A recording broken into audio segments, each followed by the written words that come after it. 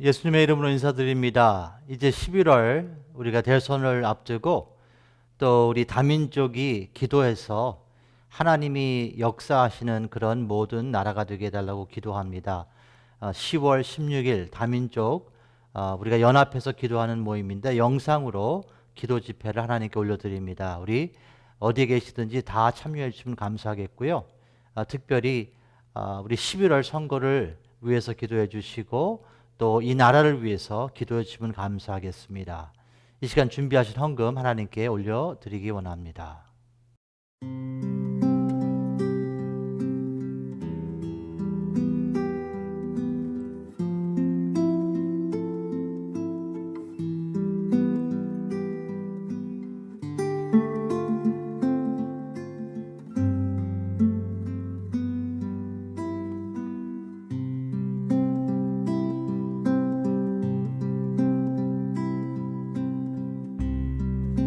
아버지 나의 하나님,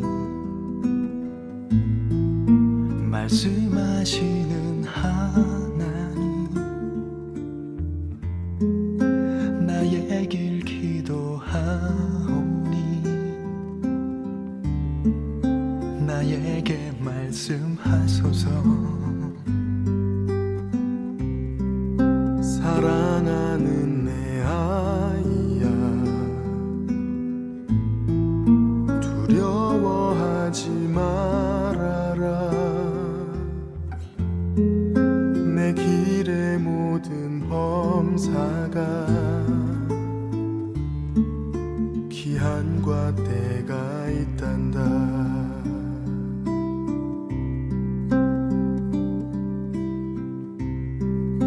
아버지 나의 하나님, 말씀하시는 하나님, 나 주님 의지하오나 이 길이 힘이 듭니다. 사랑하는 내 아이야, 두려워하지 말아라. 내가 어디로 가든지 나 너와 함께하리라.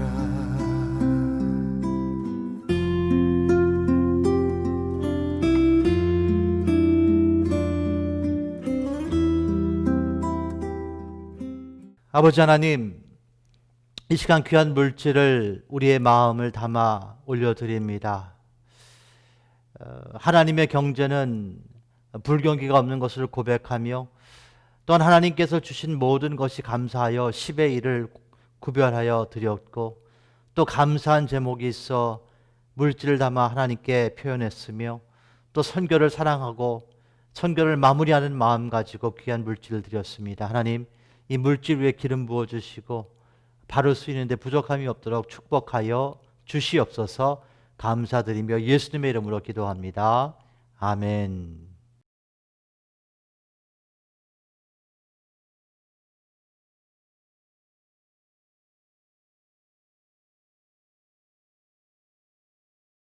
예수님의 이름으로 인사드립니다. 오늘 제목은 배고픈 배부름이라는 제목으로 같이 은혜 나눕니다. 우리 요한복음 4장 13절과 14절 우리 본문 말씀 두 구절 같이 합독하기 원합니다. 시작.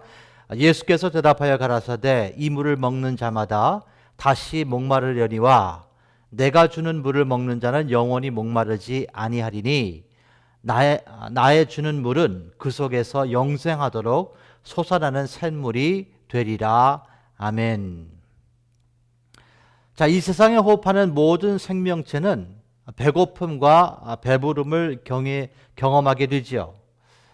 배고픔과 배부름을 느낀다는 것은 살아있다는 그런 의미를 부여합니다. 그런데 이렇게 단순한 원리 안에 하나님의 섭리와 또 가르침이 존재합니다. 참 하나님의 원리는 신비한 것 같아요. 갈증을 허락하셔서 갈증 해소를 체험하게 하시고 불편을 허락하셔서 편안을 체험케 하십니다. 또한 때로는 병을 허락하셔서 건강을 감사하게 하십니다. 또 죄를 깨닫게 하시며 또 의를 또 믿게 하시는 그 섭리도 하나님의 원리지요. 사랑하는 가족 여러분, 배고픈 배부름, 어떻게 보게 되면 역설적인 contradiction한 그런 단어가 지금 붙여져 있어요. 그런데 배고픈 배부름을 경험하신 적이 있습니까? 다시 질문드립니다. 배고픈 배부름을 경험하신 적이 있습니까? 자, 음식을 섭취했어요. 그래서 배가 부릅니다. 그런데 배가 허전한 거예요. 분명히 식사를 했는데 분명히 먹었는데 먹지 않았던 그런 느낌이 온 것이죠.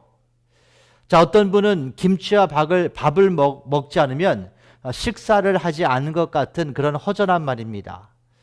또 이런 것이죠. 혹시 미국 고급 레스토랑에 가셔서 양식으로 식사를 하셔서 배는 부른데 괜히 배가 허전한 거예요.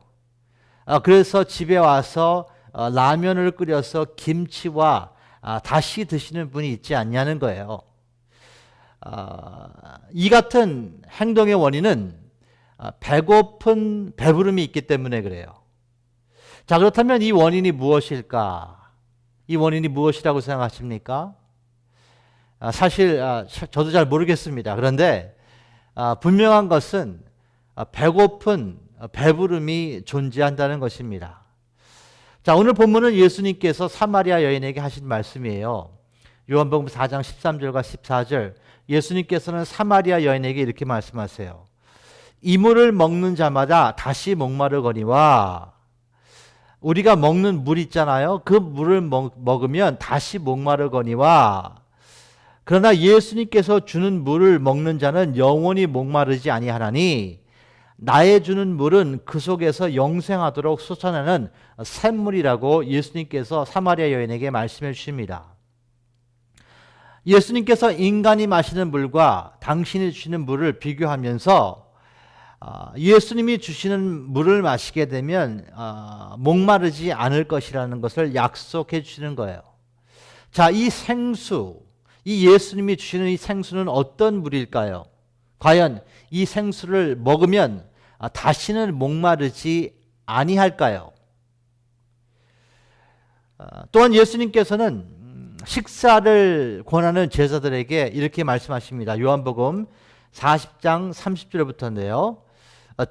여기는 저희가 제자들입니다. 제자들이 동네에서 나와 예수께로 오더라. 그 사이에 제자들이 청하여 가로되 랍비여 잡수소서, 이렇게 말합니다. 자, 배경 설명을 잠깐 드릴게요. 예수님께서 사마리아 땅으로 가셔서 우물가에서 이 사마리아 여인을 만나서 소통하시는 그동안 제자들은 동네에 가서 먹을 거를 구하여 온 거예요.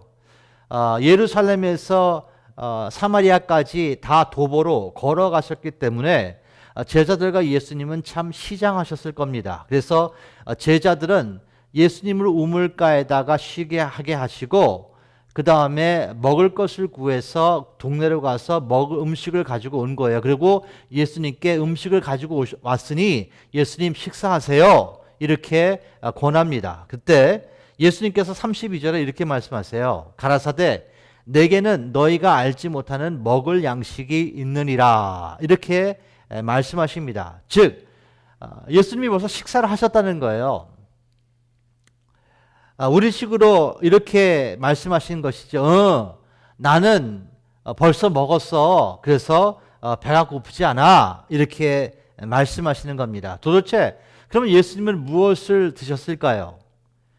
자, 이후에 제자들과 예수님의 대화를 보면 알 수 있습니다. 33절과 34절인데 제자들이 서로 말하되 누가 잡수실 것을 갖다 드렸는가 한데, 그때 예수님께서 이렇게 말씀하세요. 예수께서 이르시되 나의 양식은 나를 보내신 이의 뜻을 행하며 그의 일을 온전히 이루는 것이니라, 이렇게 제자들에게 말씀하십니다. 자, 우리가 인생을 살다 보게 되면 배고픔을 넘는 기쁨들을 체험할 수 있어요. 먹지 않아도 배부른 어떠한 사건들이 있다는 것이죠. 왜? 너무 기뻐서. 지금 예수님께서는 당신이 하나님 아버지의 뜻을 행하고 이루었기 때문에 지금 그 기쁨이라는 음식을 먹어서 지금 그것을 양식이라고 표현하고 계신 겁니다. 사랑하는 가족 여러분, 지금 예수님께서는 당신의 양식을요, 하나님의 뜻을 행하며 그분의 뜻을 이루는 것이 양식이라고 말씀하고 있는 거예요. 가족 여러분, 여러분과 저의 신앙인의 삶은 어떠합니까?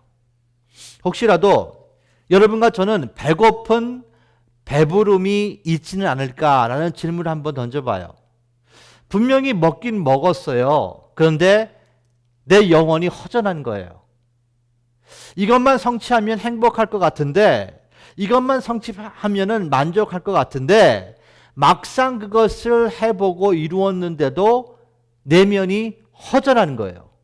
그것이 물질이든, 그것이 취미생활이든, 그것이 직장이든 사업체든 자녀 교육이든 이것만 내가 성취하면 만족할 것 같고 행복할 것 같은데, 그것을 성취하고도 그것을 이루어도 내면이 허전한 거예요. 그렇다면 혹시 마시는 물보다 생수이신 예수님이 더 필요하지 않을까라는 생각을 해봅니다. 혹시 먹는 양식보다 하나님의 일을 행하며 이루는, 그분의 뜻을 이루는 양식이 우리가 필요할 수 있다는 것입니다. 자, 잘 경청하십시오. 자신의 죄를 고백하고 예수님을 구원주로 영접한 사람들을 신앙인이라고 합니다. 성도라고 하죠. 자, 이 성도가 된 사람들이 영적인 배고픔을 느끼지 못하면 문제가 있는 거예요. 신앙인의 배고픔이 예수님이라는 것입니다. 그래서 어느 무엇을 하던 간에 예수님을 우리가 양식으로 받아들이지 않으면 그 어떤 것으로도, 그 무엇으로도 그 내면을 채울 수 없다는 것이에요. 다시 말해, 많이 먹은 것 같은데 허전한 거예요. 배고픈 배부름이 있게 된다는 것입니다. 자, 지금 우리는 예배를 통해서 하나님께 나아가고 있지 않습니까? 자, 예배는 신앙인들의 생수와 같은 역할을 하지요. 그런데 지금 우리에게 예배를 통해서 하나님의 말씀을 받지 못하고 하나님을 만나지 못하면 우리는 집으로 돌아갔을 때 우리 내면이 허전해진다는 것이에요. 그 예배 성공을 못했던 이유가 무엇인지는 모릅니다. 그러나 이유가 어찌하든 예배를 통해서 말씀을 받지 못하면, 말씀을 먹지 못하면 예배는 드렸는데 영적인 배고픔, 영적인 갈증이 해소될 수 없다는 것입니다. 사랑하는 가족 여러분, 저는 편함을 불편함보다 더 좋아합니다. 여러분 어떠하십니까? 그런데 이 안에도 원리가 있어요. 오늘의 편안함이 말입니다, 미래의 불편함을 가지고 올 수 있다는 거예요. 오늘 편안한 건 좋아요. 그런데 오늘 편안하기 때문에 미래의 불편함을 가지고 올 수 있습니다. 자, 반면에 오늘의 불편함이 미래의 아름다움을 가지고 올 수도 있습니다. 자, 젊은 부부가 아이들을 준비시켜서 일부 예배에 오는 것은 분명히 불편해요. 힘들잖아요. 주일날 좀 쉬고 싶은데 아침 일찍 깨가지고 아이들 다 준비시키고 자신들도 준비하고 일부 예배까지 나오는 것은 불편합니다. 그러나 이 두 내외가 말입니다, 예배를 통해서 필요한 말씀을 받았을 때는 그 불편함이 아름다운 부부 생활을 한 주에 가지고 올 수 있다는 것이에요.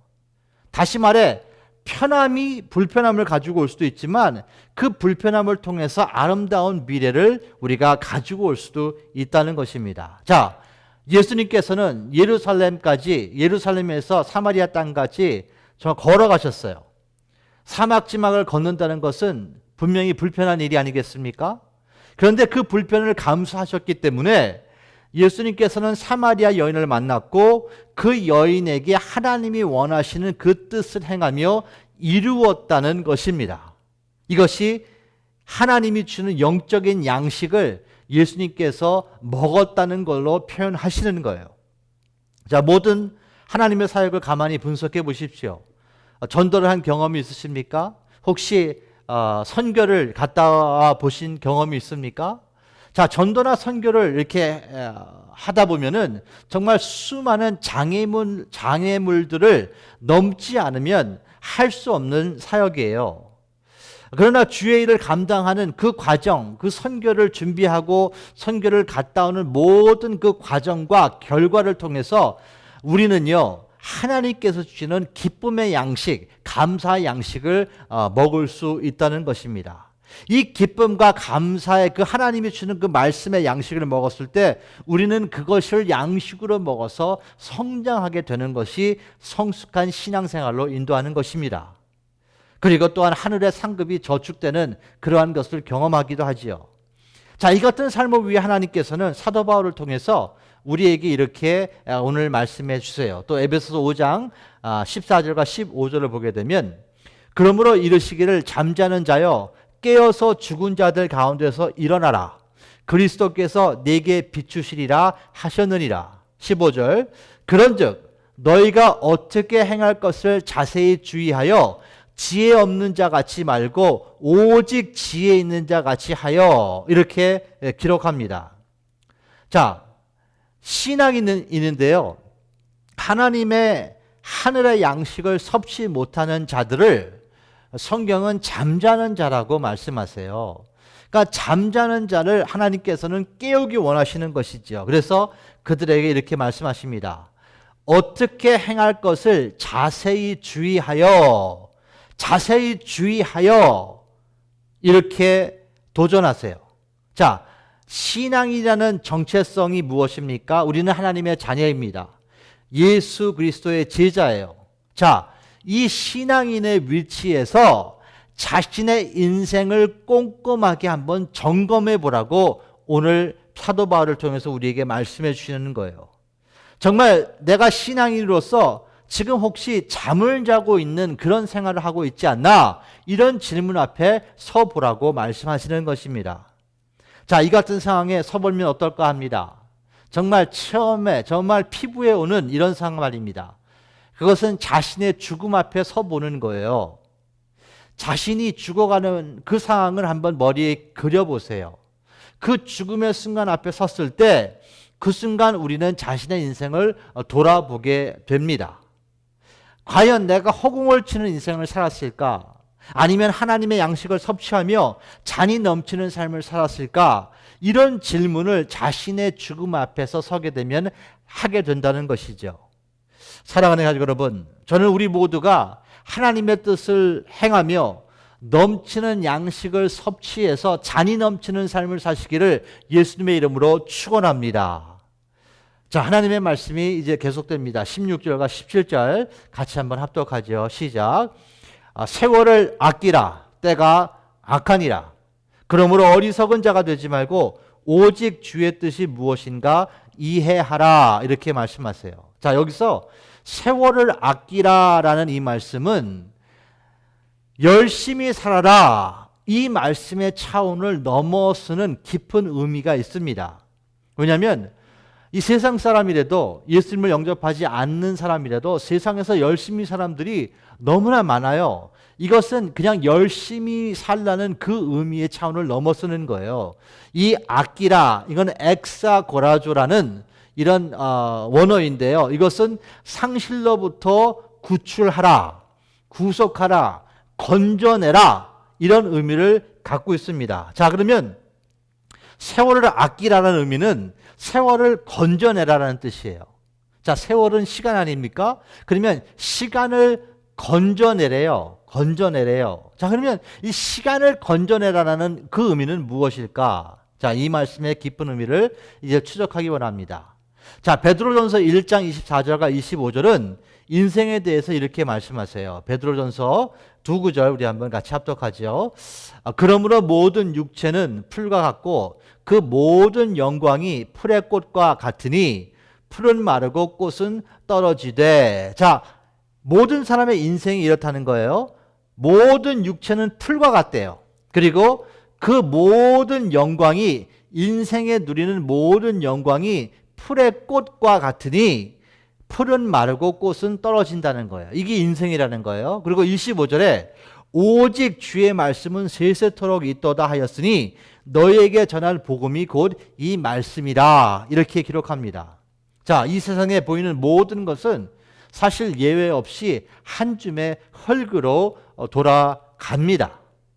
그러나 오직 하나님의 말씀은 영원하다고 지금 말씀하세요. 즉 말씀을 등지는 삶을 사람들은 한 줌의 재 같은 삶을 살고 있는 거예요. 한 톨의 먼지와 같은 그런 삶을 사는 사람이라는 것입니다. 그러나 말씀에 순종하는 삶은 자신의 인생을 영원하신 하나님께 연결돼서 접붙임, 그런 생활을 하게 된다는 것이에요. 사랑하는 가족 여러분, 시간을 건져낸다는 그런 의미는, 그런 삶은 말씀에 순종한다는 삶을 의미하는 것입니다. 저는 영어로 이것을 이렇게 표현하고 싶어요. Make your life count in God. Make your life count in God. 자, 영생이라는 의미가 무엇입니까? 영원히 사는 거 아닙니까? 그런데 시간과 공간 가운데 사는 생명체는요, 우리는요, 결국 영원히 살 수 없어요. 죽게 돼요. 늙게 되고요, 결과적으로 죽음을 맞이하게 됩니다. 그런데 그렇다면 영생은 어떻게 가능할 것인가? 예수님께서 분명히 영생을 우리에게 약속하셨지 않습니까? 영생이 있게 되기 위해선 시간의 개념이 없어야 됩니다. 자, 성경은 하나님께서 영원 전부터 영원까지 계신 분이라고 말씀하시는 거예요. 이 의미는 무엇이냐? 시간 밖에 계신다는 거예요. 시간 밖에. 시간 밖에 계시니까 그분은 영원 전부터 영원까지 계시는 거예요. 즉, 영생은 시간 밖에서 누리는 삶이 영생입니다. 시간 안에 있는 사람들은 영생을 누릴 수가 없어요. 시간 밖으로 가는 유일한 길이 있는데 성경은 그 시간 밖으로 이사가는 그 삶을, 그 유일한 길을 죽음이라고 말씀하는 거예요. 육신의 장막을 벗었을 때 우리는 시간이 없는 영원한 세계로 들어가는 것입니다. 그러니까 거기에서는 죽지 않죠. 신앙이라는 산다는 것은 한 줌의 죄로 삶이 끝나는 것이 아닙니다. 한 줌의 죄를 넘어 영원한 세계로 접목되는 삶이 신앙인의 삶인 것이에요. 자, 이 영원한 세계에서 영생을 살기 위해 우리를 구원하시기 위해서 시간 밖에 계셨던 예수님께서는 이 시간 안으로 들어오신 겁니다. 그리고 이 시간을 통해서 그분은 성장하셨고 십자가의 죽음을 감당하셨고 부활하신 거예요. 이 복음의 사건이 하나님의 사랑이요 예수님의 은혜의 사건인 것입니다. 사랑하는 가족 여러분, 천국에는 시간이 없어요. 그리고 천국에는 사랑만 있습니다. 천국에 사랑밖에 없는 이유는 사랑밖에 필요 없기 때문에 그런 것이에요. 천국에 거하는 사람들은 영원에 있기 때문에 시간의 개념이 없습니다. 아니, 더 정확히 얘기하게 되면 시간이라는 그 자체가 없는 곳이 천국이에요. 자, 이해가 되십니까? 다시 그 이해를 도와드리기 위해서 이런 예화를 드리기 원합니다. 자, 사랑하는 부부가 같이 있으면요, 시간이 잘 느껴지지 않아요. 시간의 개념이 없다는 거예요. 시간은 흘러갑니다. 사랑으로 두 내외가 정말 하나가 됐을 때는요, 시간이 멈춘 것 같아요. 그런데 시간은 이 지상에 있기 때문에 흘러가거든요. 그러니까 하루 종일 같이 있어도 마치 5분 같이 있은 것 같이 느껴지는 거예요. 시간이 개념이 없어요. 사랑 안에 있으면 그 시간이 흘러감을 느끼지 못하는 것이죠. 멈춘 것과 같은 거예요. 그런데 지긋지긋한 어떤 사람과 같이 있어 보십시오. 단 5분만 같이 있어도 정말 오랜 시간 같이 있는 것처럼 참 힘든 그런 생활을 하게 되는 것이에요. 자, 부부가 정말 싸웠다고 가정해 보세요. 어떠한 일로 정말 큰 싸움을 했다고 생각해 보십시오. 그러면 같이 있는 시간이 얼마나 힘든 시간이 되겠습니까? 이게 지옥이 따로 없다는 것이에요. 그래서 인생의 세월에는요, 말씀 순종으로 시간을 건져내는 신앙인은 이 지상에서도 천국을 누릴 수 있다는 것이에요. 그러나 말씀을 등지는 사람들은 이 지상에서도 지옥을 체험하게 되는 것이에요. 여기도 재미있는 원리가 있죠. 우리가 이 지상에서는 이 지옥 같은 삶을 체험하게 되면 천국을 사모하는 마음이 생긴다는 거예요. 그래서 자신의 죄를 인정하게 되고 고백하게 되고 예수님을 구원주로 영접하게 되는 것이죠. 사랑하는 가족 여러분, 오늘 예수님께서는 당신이 주시는 생수는 영생하도록 솟아나는 샘물이라고 우리에게 말씀하십니다. 또한 하나님의 양식, 당신 예수 그리스도의 양식은 하나님의 일을 행하며 그분의 뜻을 이루는 삶이 그분의 양식이라고 우리 모두에게 말씀해 주세요. 자, 자동차를 타게 되면 자동차 속도에 우리가 움직일 수 있지 않습니까? 비행기를 타게 되면 비행기 속도로 우리가 비행할 수 있지 않습니까? 이 원리와 마찬가지고 하나님 안에서 우리가 살면 하나님의 시간 안으로 들어간다는 것이에요. 그리고 그 시간이 없는 영원한 삶인 영생같이 느껴진다는 것입니다. 그리고 그 영생의 시작은, 그래서 이 천국의 시작은 우리의 육신의 장막을 벗는 순간부터 시작되는 것이 아니라 하나님과 사랑의 관계를 통해서 그분의 뜻을 행하고 그분의 뜻을 이룰 때부터 이 지상에서 천국을 체험할 수 있는 것으로 믿습니다. 예수님을 구원주로 영접하신 신앙인이십니까?